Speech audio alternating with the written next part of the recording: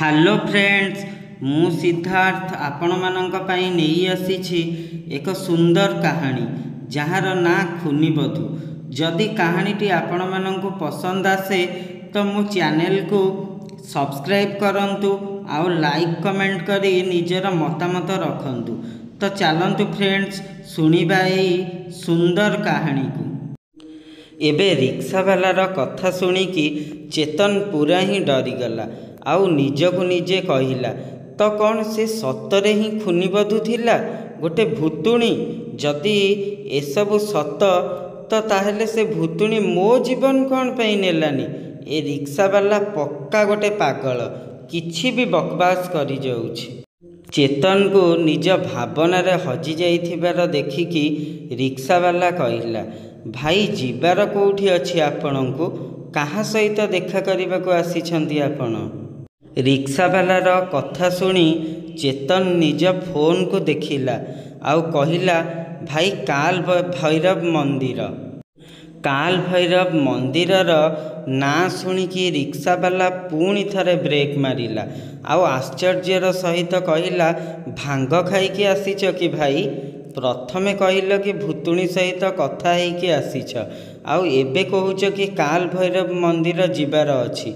आउ एई राति समय रे मनीष ना तमे को आत्मा भाई?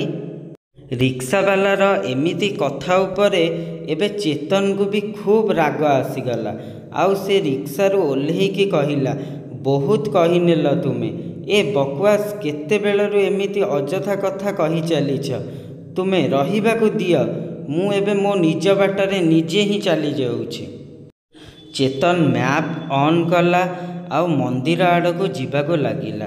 ताकू एमिति देखिकी रिक्शावालार चेहरा उपरे चिंता भाव सफा सफा नजर आसुथिला।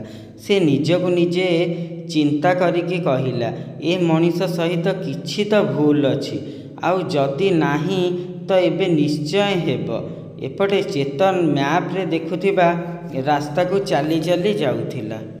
संध्या 7टा बेल गाँव रे एमिति शांति थिला कि जेमिति राति 1 बाजिथिला। चेतन किछि दूर पादरे चलीथिला कि ताको सामना रे मंदिर देखागला। से जेमिति ही मंदिर गेट पाखरे पहुँचिला, जड़े लोक ताको रोकिकी कहिले, कुआड़े जाउछ भाई? ए समय रे तो चेतन कहिला, मंदिर जाउछि, ए समय रे देखा तो करिबिनी, हेले सकाळ हेबा जाए निश्चय अपेक्षा करिनेबी। कौन आपण मंदिरर पूजारी कि? चेतनर कथा सुनिकी से लोक निज परिचय देई कहिले, मो ना वीर सिंह आउ मु ए गाँवर सबुठु बुद्धिमान मनीष आउ बुद्धिमान हेइथिबारु तुमको कहुची कि राति समय रे मंदिर को जीवा मना।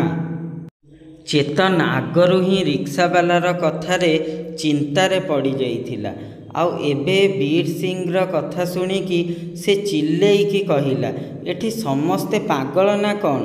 केही कहूची राति रे भूत बाहरुछि, बाहरे बुलनी, आउ तमे कहूच कि राति रे मंदिर को न जीवा पई। एठी कौन चलीछि यार?